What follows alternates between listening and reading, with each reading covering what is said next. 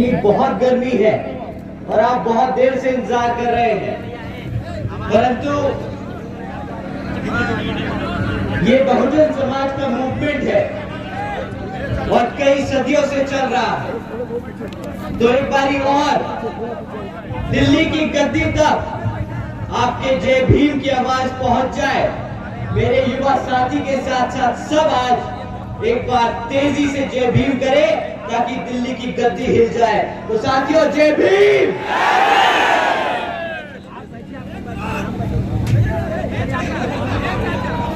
जय भीम।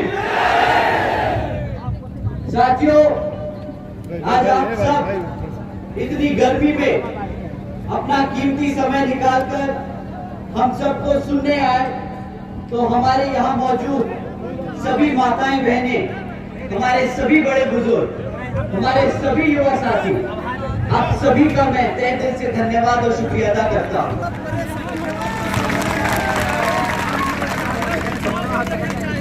आज मंच पर मौजूद सभी पदाधिकारी, सभी नेतागण, आप सब ने जो इतनी मेहनत करके आज की सभा को सफल बनाने में काम किया, आप सभी को भी मैं तहे दिल से धन्यवाद करता हूं।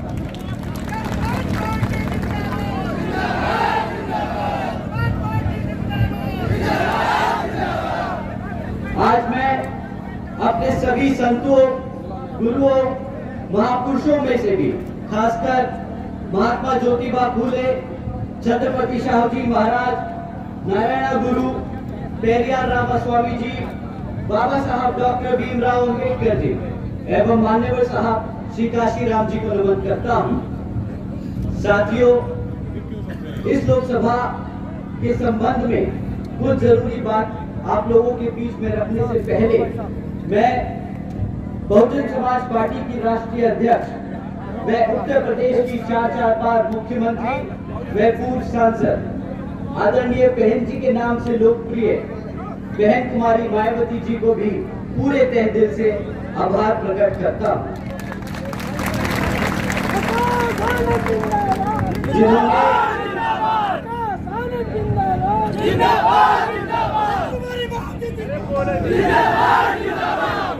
जिन्होंने अपनी पूरी जिंदगी वामसेव, DS4 और BSP के जन्मदाता एवं संस्थापक मान्यवर साहब श्री काशी राम जी के बताए हुए रास्ते पर चलकर परम पूज्य बाबा साहब डॉक्टर भीमराव अंबेडकर जी के मानवतावादी एवं आत्मसम्मान व स्वाभिमान के मूवमेंट को के कारवा को अपने आजीवन त्याग, तपस्या व कड़े संघर्ष के जरिए नई राजनीतिक ऊर्जा व शक्ति और पहचान दी। 4 बार अपनी पार्टी BSP के नेतृत्व में सरकार बनाकर खासकर बहुजन समाज के लिए ऐसी मिसाल बन गई है जिससे प्रेरणा लेकर करोड़ों लोग यहाँ सामाजिक परिवर्तन व आर्थिक तरक्की की मिशनरी कार्य में जुड़े हुए। इतना ही नहीं बल्कि मैं खुद भी उनके इस नेतृत्व से प्रभावित होकर BSP मूवमेंट से जुड़ा और उनके पद चिन्हों पर चलकर उस मिशनरी दायित्व, कर्तव्य व फर्ज को पूरी दिल से निभाने की कोशिश करूंगा, जिसके लिए बहुजन समाज के मसीहा परम पूज्य बाबा साहब डॉक्टर भीमराव अम्बेडकर जी आजीवन लड़ा संघर्ष करते रहे। साथियों, जैसा कि आप सब जानते हैं कि लोकसभा आम चुनाव चल रहे हैं और इन चुनावों में भी पहले की तरह यहाँ पर आज दुश्मन साम दाम दंड भेद का इस्तेमाल करने की पूरी कोशिश करेगा। परंतु साथियों, अब दुश्मन थोड़ा सा तेज हो गया है और कमजोर भी। वो आपके सामने पर आपके सामने से आकर वार नहीं करेगा, आप पर सामने से आकर वार नहीं करेगा। वो आजकल नए तरीके से आपको फंसाने की कोशिश करेगा। हमारे कैडर को, हमारे कार्यकर्ता को, हमारे समर्थकों को अंदर से कमजोर करने की कोशिश करेगा। साथियों, दुश्मन ने एक नया जरिया निकाला वो बहरूपिये का रूप ले लेता है। वो हमारे समर्थकों के बीच में रहकर हमारे समर्थकों का रूप ले लेता है। साथियों, ये दुश्मन आप ही की तरह जय भीम का नारा लगाता है, आप ही की तरह नीला पट्टा पहनता है, आप ही की तरह बहुजन समाज के हकों की बात करता है। परंतु जब नेता की बात आए, जब बहुजन समाज के नेता की बात आए, तो ये अपने आप को पहले नेता बताने लगता है और फिर धीरे धीरे जैसे आप लोग हम सब कार्यकर्ता जब इनकी बातों में आ जाते हैं और इनको नेता बनाने लगते हैं, तो फिर विपक्षी पार्टियों के पास जाकर उनको अपना समर्थन देने का काम करते हैं। साथियों, ये बहरूपिये हमारे समाज को, हमारी पार्टी को अंदर से तोड़ने का काम करते हैं। ये लोग हमारे समाज के लिए दीमक की तरह है। तो साथियों, आप सबको इन लोगों को पहचानना बहुत जरूरी है। आप इन लोगों की पहचान कैसे करेंगे? साथियों, जैसे ही कोई भी अपने आप को नेता बताए और अपनी बहन जी को छोड़कर, अपनी बहुजन समाज पार्टी को छोड़कर किसी और को वोट डालने को बोले, तो आप समझ जाइएगा साथियों कि आप दुश्मन से बात कर रहे हैं और ऐसे दुश्मनों को आपको पता है क्या जवाब देना है।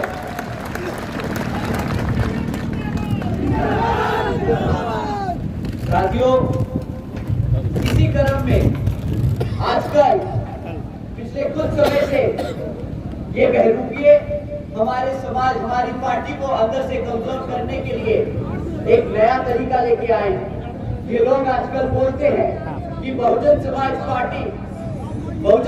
पार्टी किताबों की बोझ में दब रही है, परंतु ये भी एक बहुत बड़ा झूठ है।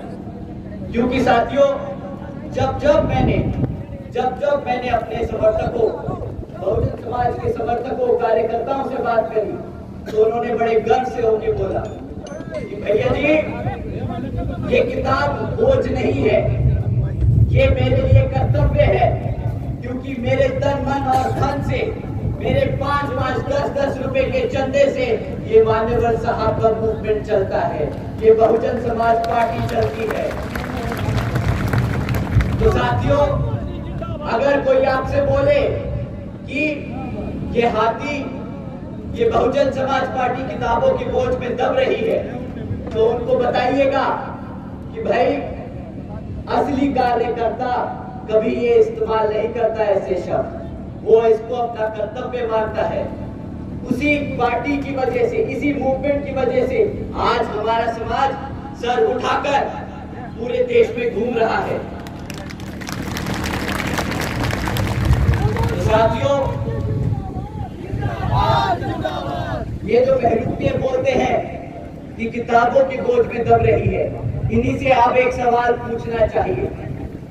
आप लोगों ने इलेक्ट्रल बॉन्ड्स के बारे में सुना? जिन साथियों ने सुना अपना हाथ उठाएं। साथियों, इनमें कुछ खास बात, इस इलेक्ट्रल बॉन्ड्स में ये किताबों का बोझ ये यहाँ पे राज छिपा है। आप जानते हैं, इलेक्ट्रल बॉन्ड्स के द्वारा पिछले 6 सालों में 25 राजनीतिक दलों ने 16,500 करोड़ रुपए बड़ी बड़ी कंपनियों से, धरना सेठों से चंदा लिया। परंतु इन 25 राजनीतिक दलों में सब पार्टियों के नाम आए, बीजेपी, कांग्रेस, समाजवादी पार्टी, आम आदमी पार्टी, इन सब के नाम थे। परंतु एक राष्ट्रीय दल का इसमें नाम नहीं। क्या आप जानते हैं कौन सी पार्टी ने किसी भी धरना सेठ से पैसा नहीं लिया? एक बार ये ओन बहरूपियों के लिए बता दीजिए कि जो बोलते हैं हाथी किताबों के बोझ में दब रहा है, कौन सी पार्टी ने 1 रुपया नहीं लिया चंदे में कांग्रेस से? बहुजन समाज पार्टी। साथियों, सही कहा। साथियों, बीएसपी केवल यहाँ उत्तर प्रदेश में नहीं बल्कि पूरे देश में बड़े बड़े पूंजीपतियों व धरना सेठों के धन बल से नहीं बल्कि अपने कार्यकर्ता के तन, मन और धन के सहयोग से ही अकेले अपने बलबूते पर यहाँ पर और यहाँ के साथ साथ पूरे देश में चुनाव लड़ती आई है और आगे भी लड़ती रहेगी।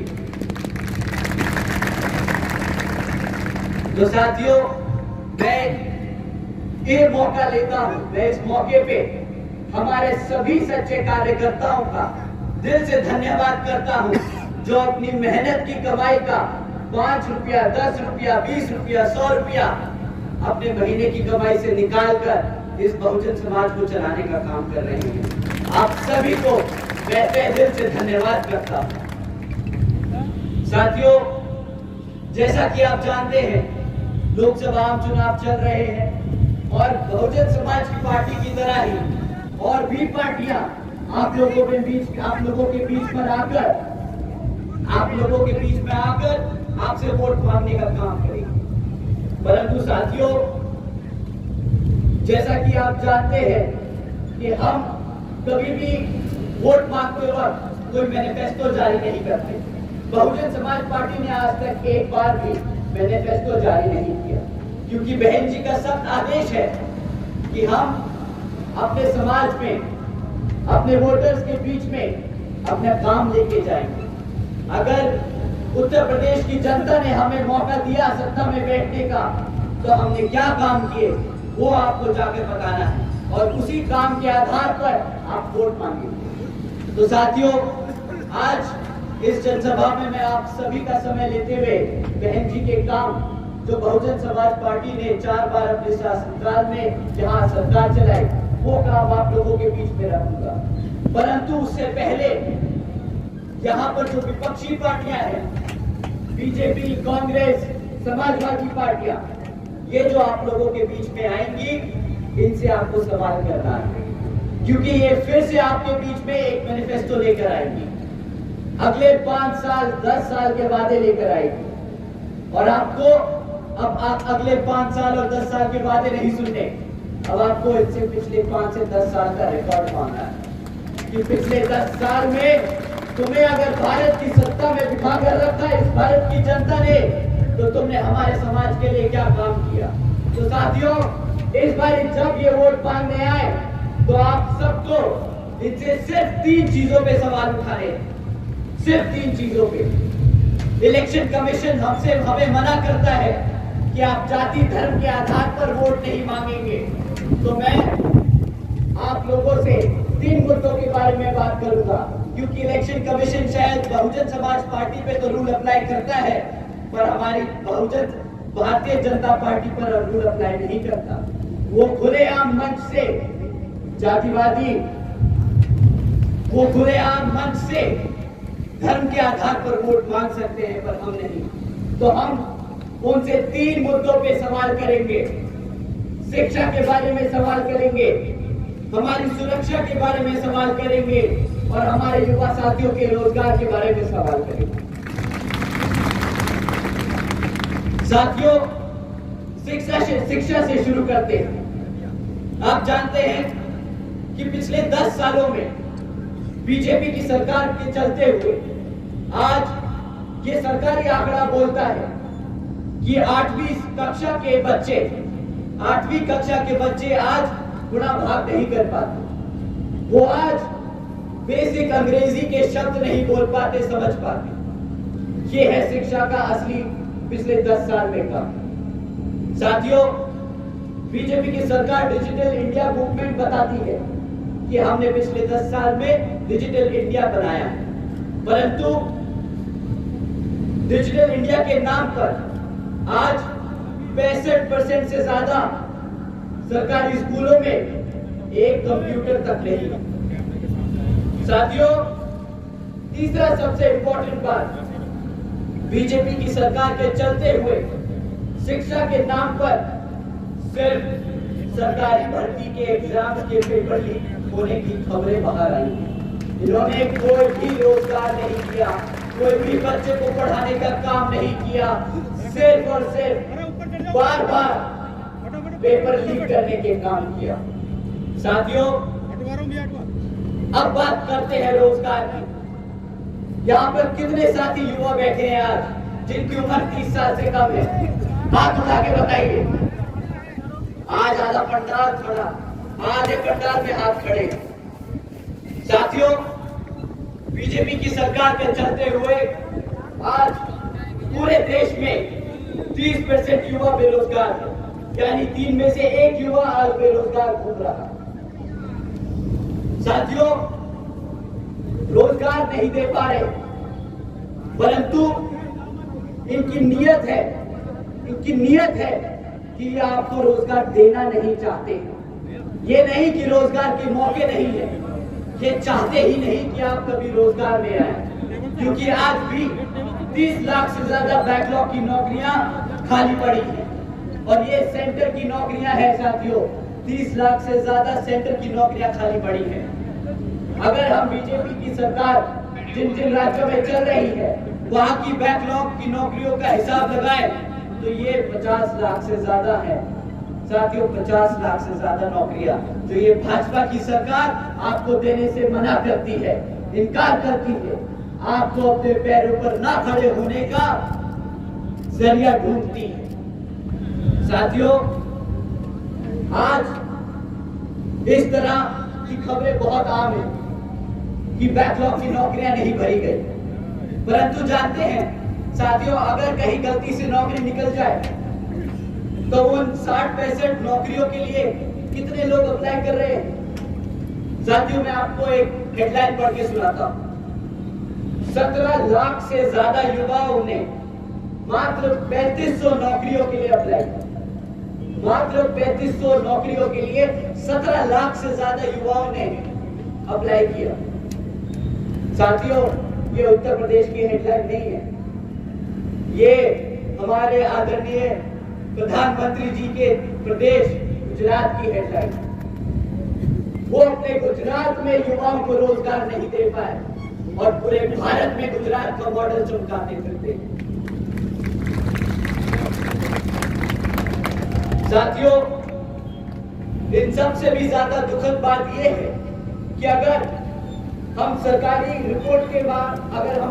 रिपोर्ट को समझे तो उनके आंकड़े बताते हैं कि आज आधे से ज्यादा ग्रेजुएट बेरोजगार घूम रहे हैं और जो आधे युवा ग्रेजुएट्स हैं उनको सरकारी नौकरियां नहीं दे पाएंगे, क्योंकि उनको इस तरीके से पढ़ाया लिखाया गया है कि प्राइवेट सेक्टर तो दूर की बात है, सरकार भी उनको नौकरी नहीं दे पाएगी।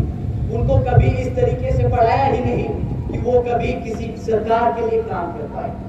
तो साथियों, इन सब जरूरी बातों को, चाहे वो शिक्षा हो चाहे वो रोजगार, इन सब से आपका ध्यान भटकाने के लिए सरकार ने क्या किया। इन सरकार ने, भाजपा की सरकार ने एक नई तरकीब निकाली कि हम मुफ्त में राशन देंगे, इनको घर पे खाना देंगे, तो ये आप लोगों से सवाल नहीं करेंगे। पर आज यहाँ बैठे सभी बड़े बुजुर्ग, मेरे सभी माताएं, आप एक बार जोर से जय भीम बोलिएगा अगर आप मेरी बात से सहमत होते हैं।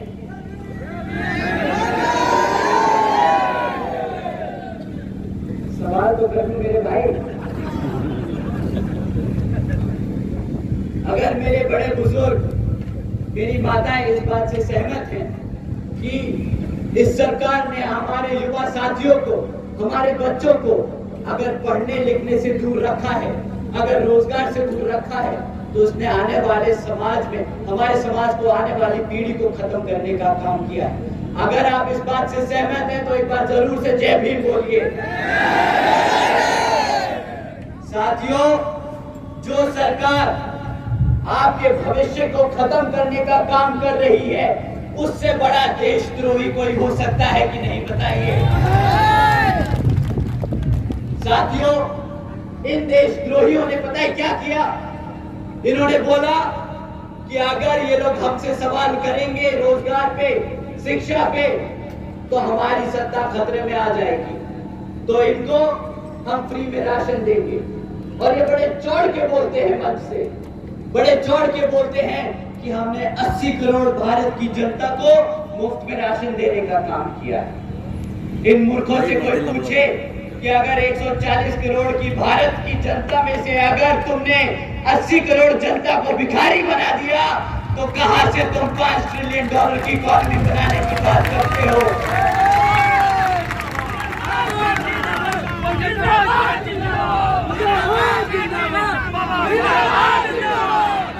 साथियों, ये 80 करोड़ जनता को मुफ्त में राशन देकर एक अफीम चटाने का काम कर रहे हैं। परंतु मैं आप सबसे एक सवाल करना चाहता हूं, ये 80 करोड़ जनता को जो मुफ्त में राशन देते हैं, इसकी आपको क्या कीमत चुकानी पड़ती है आप जानते हैं?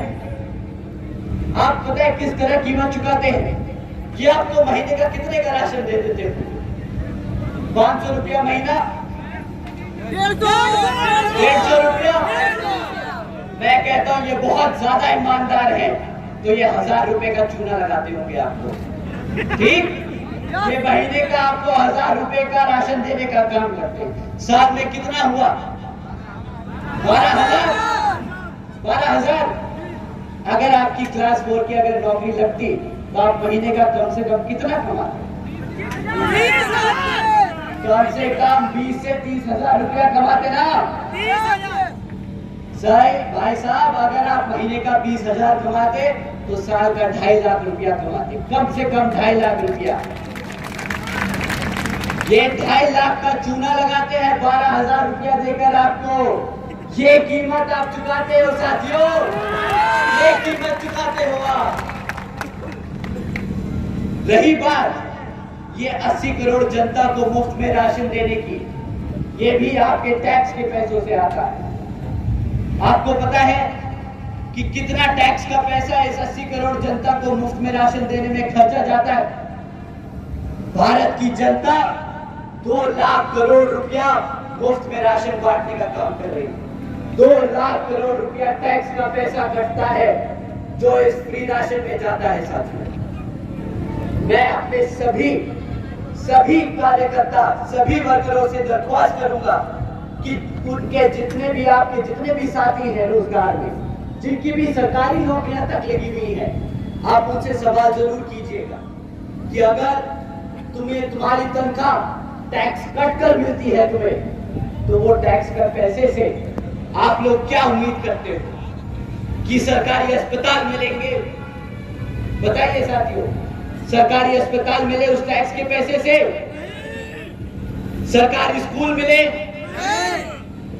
जब वो टैक्स के पैसे से ना सरकारी स्कूल मिल सका, ना अस्पताल मिल सका, ना सड़कें मिल सकी, ना बिजली मिल सकी, ना साफ पानी मिल सका, ना सुरक्षा मिल सकी, तो वो टैक्स का पैसा सिर्फ राशन बांटने में उड़ा दिया क्या आपने?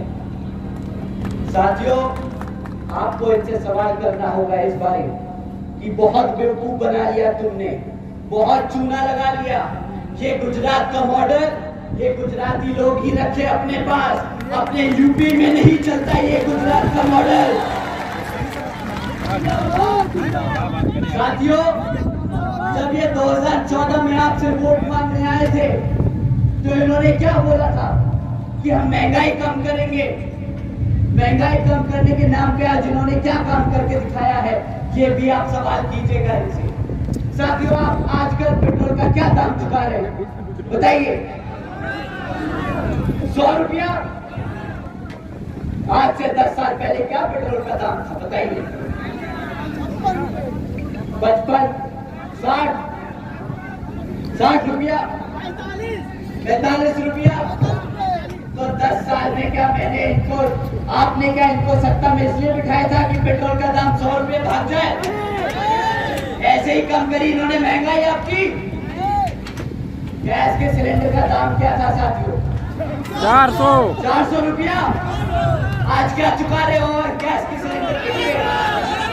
1100 रुपया। अब यही इनसे बोलिएगा कि भाई अगर इतनी ही महंगाई कम करनी थी तो भाई तुम गुजरात ही बैठो, हमारी बहन जी यहाँ पर महंगाई कम करने के लिए खुद काम कर सकती है। साथियों, ये झूठ बोलने के अलावा बहुत अच्छी एक्टिंग भी करते हैं। आपको ध्यान है 2014 में जब ये महंगाई के लिए ढिंढोरा पीट रहे थे तो किस तरह इन्होंने नाटक किया था? ये गैस का सिलेंडर लेके सड़क पर उतर गए थे। और बोल रहे थे कि भाई हमारी गरीब जनता गैस का पैसा नहीं दे सकती। आज जब इनसे सवाल करते हैं कि भाई गैस, अब जब गैस का सिलेंडर 1100 रुपया भाग चुका है तो आपके पास क्या जवाब है, तो ये बोलते हैं कि हम सब्सिडी देंगे। जब भी कोई इलेक्शन आने वाला होता है तो ये सब्सिडी देते हैं, परंतु सब्सिडी के नाम पे भी कितना सब्सिडी देते हैं, 5 रुपया 10 रुपया गैस सिलेंडर पे दे देते हैं। इनसे अगली बार बोलिएगा भाई साहब ये 5-10 रुपया मेरी जेब से तुम रखो और ये गति खाली करो, नहीं चाहिए ऐसी सब्सिडी, नहीं चाहिए ऐसी सरकार।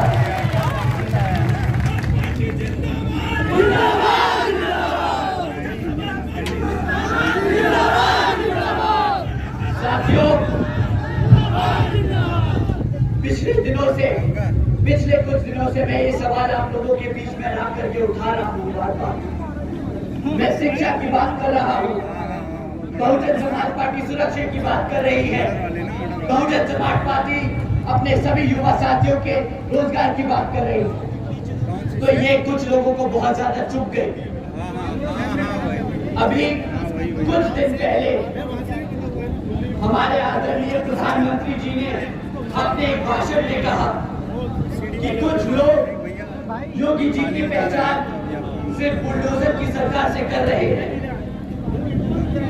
मैं उनकी जरा आंखें खोलना चाहता हूं। उत्तर प्रदेश में आजादी के बाद जनता जितना उद्योगिक विकास नहीं हुआ वो अकेले योगी जी के कालखंड में हुआ है। वन डिस्ट्रिक्ट वन प्रोडक्ट का उनका मिशन आज पूरे देश में नई इज्जत बना रहा। वो सिर्फ बुलडोजर की बात करते। साथियों, ये आदरणीय प्रधानमंत्री जी ने कहा, जब उन्होंने हमसे कहा कि हम अपनी आंखें खोलें और इससे आगे बढ़कर देखें, तो हमने वही किया। हमने अपनी आंखें खोलकर देखा कि पिछले एक साल में हमारे उत्तर प्रदेश में 65,000 से ज्यादा हमारी बहन बेटियों और माताओं पर अत्याचार के केस दर्ज किए गए। बुलडोजर की सरकार नहीं है। बिल्कुल सही कहा। जब हमने अपनी आंखें खोली और देखा कि सिर्फ पिछले एक साल में 400 से ज्यादा किसान भाइयों ने अपनी जान ले ली, खुदकुशी करी है इनकी गलत नीतियों की वजह से, तो हाँ, हमने आंखें खोलकर देखा।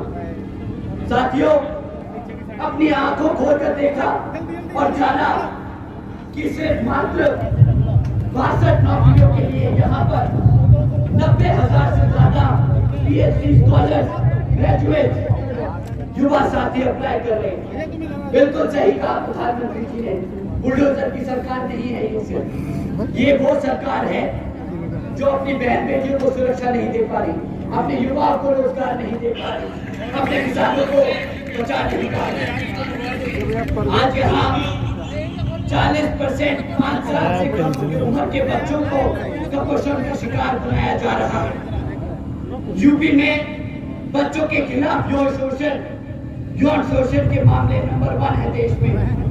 यूपी में हमारी बहन बेटियों के खिलाफ होने वाले अपराध देश में नंबर 1 है।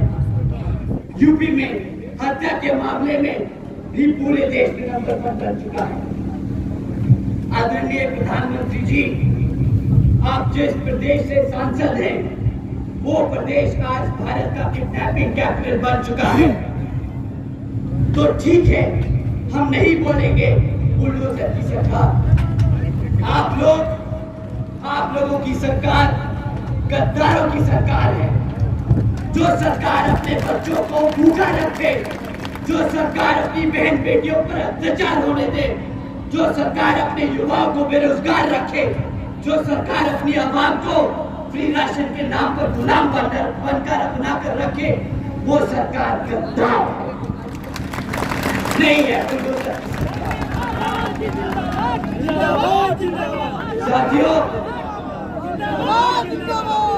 ये लोग राम मंदिर का मुद्दा बनाते हैं, हिंदू और मुसलमानों के खिलाफ भड़काऊ भाषण देते हैं। साथियों, अगर हम मुस्लिम और हिंदुओं के बारे में सवाल जवाब करेंगे तो इलेक्शन कमीशन हमें बंद कर देगा।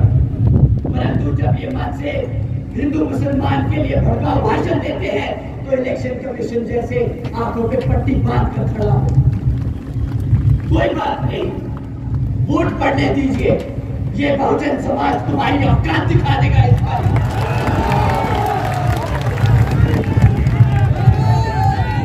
ये राम मंदिर का क्रेडिट लेते हैं। साथियों, राम मंदिर इन्होंने नहीं, सुप्रीम कोर्ट ने बनवाया है।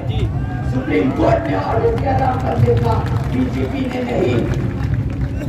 उसके पैसे भी भारत की जनता ने दिए, बीजेपी ने नहीं। इनसे सवाल करिए कि तुम किस बात का राम मंदिर का क्रेडिट मांगते हो। ये इतने घमंडी है, ये बोलते हैं हम लेके आए रामलला को अयोध्या। अबे तुम होते कौन हो राम को भारत में धरती पे लाने वाले? वो भगवान है, भगवान। तुम इंसान हो, अपनी औकात मत भूलना। साथियों, रही बात इनके गंदे घटिया तरीकों से इलेक्शन लड़ने की, पर मुद्दा आपका रोजगार का है। साथियों, इन्होंने वादा किया था सालाना 2 करोड़ नौकरी देने का, ना मिली युवाओं को 2 करोड़। उसके बदले क्या दिया? अग्निवीर की योजना, 4 साल का रोजगार, फिर बेरोजगार घूमना, ये दिया उन्होंने।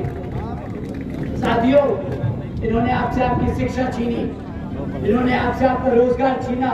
आप जानते हैं ये जातिवादी लोग सोचते क्या है? इन्होंने आपसे आपका रिजर्वेशन छीनने की कोशिश की। जब आप पढ़ोगे नहीं तो आपको नौकरियां नहीं मिलेगी, आपको नौकरी नहीं मिलेगी तो आपको रिजर्वेशन की सुविधा नहीं मिलेगी। साथियों, उन्होंने बहुत सोची समझी चाल चली है। साथियों,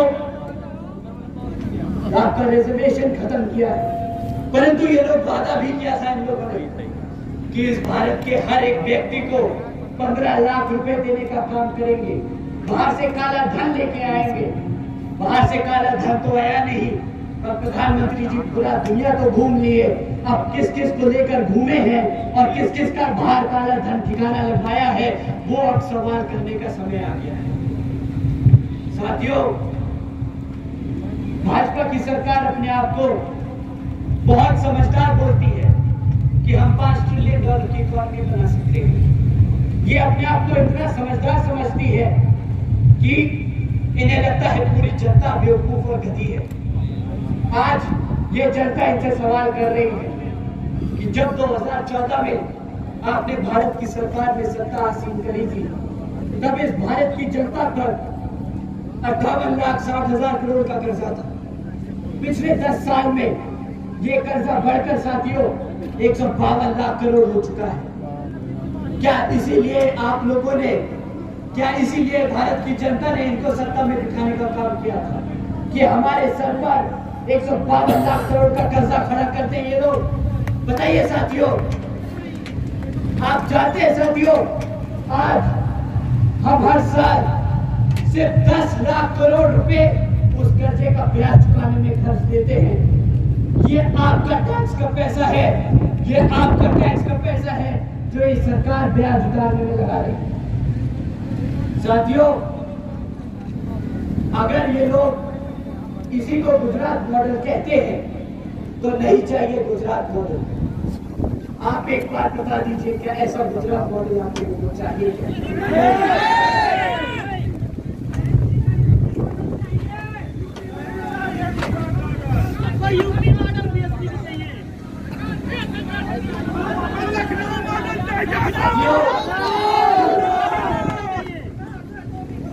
अगर ये गुजरात मॉडल आपको नहीं चाहिए तो हमें भी ये गुजरात मॉडल नहीं चाहिए। हम इनको बोलते हैं, अरे नहीं चाहिए आपका गुजरात मॉडल। साल का 12,000 रुपए का राशन देकर 2.5 लाख का चूना लगाते हो। 2 करोड़ नौकरियों के नाम पर हमें पकौड़े तलने को रोजगार बोलते हो, महंगाई के नाम पर सब्सिडी देते हो। भाई साहब, नहीं चाहिए गुजरात मॉडल। वापस जाओ गुजरात, छोड़ दो भारत की गद्दी। साथियों, मैंने आपका बहुत सारा समय इनकी विफलताओं पे लगा दिया। पर और नहीं। आपके बीच में वो इसमें से एक लाल टोपी वाले भी हैं, लाल टोपी वाले हैं। आप जानते हैं उनको? जानते तो जरूर होंगे। 2012 में वो लाल टोपी पहनकर अपनी साइकिल पर बैठकर आप लोगों के बीच में आए थे। आप लोग भी मान गए। गलती तो हर किसी से होती है, हमसे भी हुई है, परंतु वो गलती हमें थोड़ी ज्यादा महंगी पड़ गई। वो अपनी टोपी पहनकर साइकिल पर बैठकर आपके बीच में आए, वादे किए, परंतु आप सभी ने, हमारे सभी युवा साथियों ने हमसे बोला कि भैया टोपी पहनकर आए थे और हमें ही टोपा पहनाकर चले गए। बहुत बड़े गद्दार निकले वो लोग। साथियों, जिस मुस्लिम समाज ने इनको एक तरफा वोट डाला था पिछले विधानसभा चुनाव में, आज उसी समाज के अत्याचारों के खिलाफ इनके मुंह से एक शब्द नहीं निकलता। आप सब ये जानते हैं। परंतु रिजर्वेशन इन प्रमोशन के खिलाफ लोकसभा में बिल को फाड़ने के लिए ये लोग, इनके हाथ और जुबान सबसे तेज और सबसे पहले चलती है। वैसे तो सुना है ये भाई साहब आजकल एक सीट पर 4-4 टिकटें बांट रहे हैं। जिस आदमी ने अपनी पार्टी नहीं संभाल पाया, जो आदमी अपनी पार्टी नहीं संभाल पा रहा, वो प्रदेश या देश कहां से संभालेगा? मानते हैं साथियों?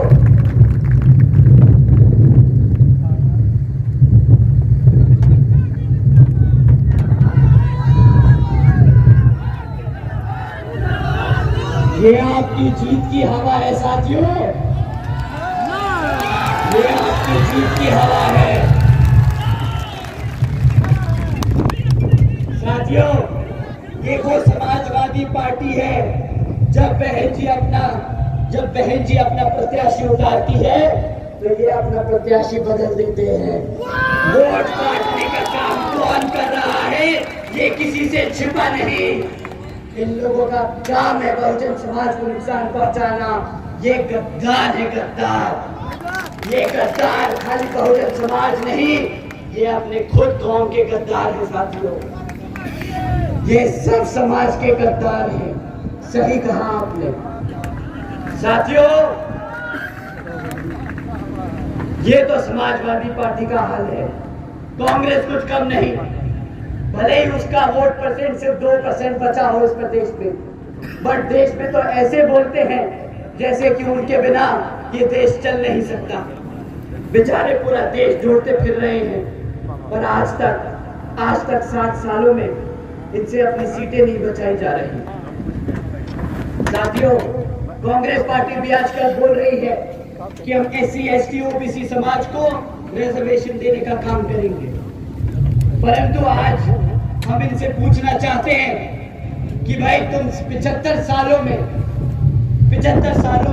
60 साल से ज्यादा इस भारत की जनता पर राज कर चुके हैं, तब कहां था तुम्हारा SC ST और OBC समाज के लिए रिजर्वेशन? ये वही सरकार है जिसने बाबा साहब भीमराव अंबेडकर जी को भारत रत्न देने से मना किया था। साथियों, आप भूले तो नहीं? तो जब ये अपना हाथ का झंडा लेके आएंगे तो अपने हाथी के झंडे से इनका हाथ दबाकर कुचलकर इस प्रदेश से खदेड़ भगा दीजिएगा। साथियों, अब मैं और ज्यादा समय इन बेवकूफ लोगों पे नहीं खर्चूंगा। मैं आपसे बहन जी के काम के बारे में बात करने आया हूं। मैं आप लोगों को बहन जी के कार्यों के बारे में बताऊंगा। साथियों, जैसा कि आप जानते हैं कि बहन जी की सरकार 2007 से 2012 के दौरान फुल मेजॉरिटी से यहाँ उत्तर प्रदेश में थी, और बहन जी ने बहुत सी योजनाएं चलाई अपनी बहन बेटियों के लिए, अपने बड़े बुजुर्गों के लिए, अपने युवा साथियों के लिए। बहन जी इन्हीं योजना के तहत चलकर पूरे देश में इन्हीं योजनाओं को बड़े स्तर पर लागू करेंगे। पहली योजना जिन योजनाओं में से मैं आपको कुछ गिनवाता हूँ। पहली योजना महामाया गरीब बालिका आशीर्वाद योजना। साथियों, इस योजना के तहत बहन जी ने हर गरीब बच्ची को पैदा होने पर 1-1 लाख रुपए देने का काम किया। इस योजना के तहत बहन जी ने 3,25,000 बच्चियों को पैदा होते ही लखपति बनाया। साथियों, देश में पहली बार ऐसा हुआ था कि देश के गरीब घर के बेटी लखपति पैदा हुई थी। साथियों, बहन जी ने सावित्रीबाई बालिका आशीर्वाद योजना भी चलाई, जिसके तहत बहन जी ने 12वीं तक की शिक्षा अपनी बच्चियों के लिए मुफ्त करी। साथियों, आप जानते हैं कि बहन जी एक तरफ मुफ्त में शिक्षा दे रही थी, क्योंकि बाबा साहब डॉक्टर भीमराव अंबेडकर जी ने कहा था कि शिक्षा वो शेरनी का दूध है।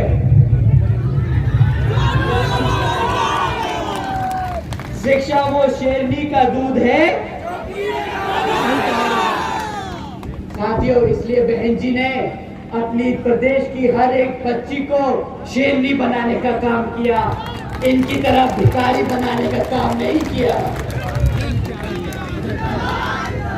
साथियों, इसके साथ ही बहन जी ने महामाया आवास योजना के तहत हमारे सभी SC, ST, OBC व आदिवासी समाज में से सभी पिछड़े समाज के साथियों को 3.5 लाख परिवारों को अपना खुद का घर देने का काम किया। अपना खुद का घर देने का काम। साथियों, एक तरफ प्रधानमंत्री जी बोलते हैं कि आप हमारी योगी जी की सरकार को बुलडोजर की सरकार मत बोलिए, दूसरी तरफ इन्हीं घरों को उजाड़ने का इस्तेमाल योगी जी बुलडोजर का इस्तेमाल करते हैं।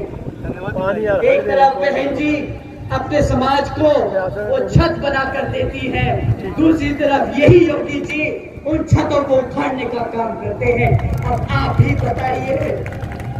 बताइए कौन है बहुजन समाज का हितैषी, कौन है आपका अपना।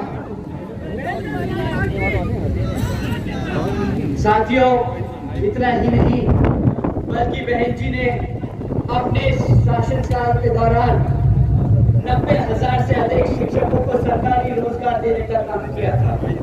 1 लाख से अधिक सफाई कर्मचारियों को नौकरी दी थी।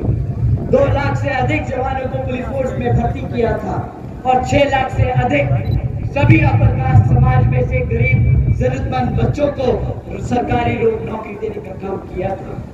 साथियों, अगर मैं आंकड़े गिनाने बैठूं तो शायद भारत सरकार पूरे देश में इतना रोजगार नहीं दे पाई जितना रोजगार बहन जी ने सिर्फ अकेले उत्तर प्रदेश में दिया था। साथियों, इन्हीं कुछ जरूरी बातों के साथ ही मैं आप लोगों से और खासकर ये मेरी ही नहीं बल्कि आदरणीय बहन कुमारी मायावती जी की भी खास तौर से अपील है कि इस लोकसभा चुनाव में आप अपने सभी झगड़े, आपसी मनमुटाव एक तरफ कर अपने यहाँ प्रत्याशी को जिताने का काम करें। हाथी के सामने वाले बटन को दबाकर बहन जी के हाथ मजबूत करने का काम करें। साथियों, अपनी बात को यही विराम देते हुए एक बार फिर से मैं यहाँ सभी मौजूद हमारे सभी युवा साथी, हमारे सभी बड़े बुजुर्ग, हमारी सभी माताएं बहनें, आप सभी को मैं तहे दिल से धन्यवाद करता हूँ। आप सबको बहुत बहुत शुक्रिया अदा करता हूँ। आप सभी लोगों ने हम सबको इतना अपना कीमती समय निकाल कर दिया। आप सभी को तहे दिल से धन्यवाद। आप सब हमारे यहाँ प्रत्याशियों को जिताकर बहन जी के हाथ मजबूत करने का काम करें। आप लोगों से ये एक बार फिर से अपील करता हूँ। जय भीम, जय भारत।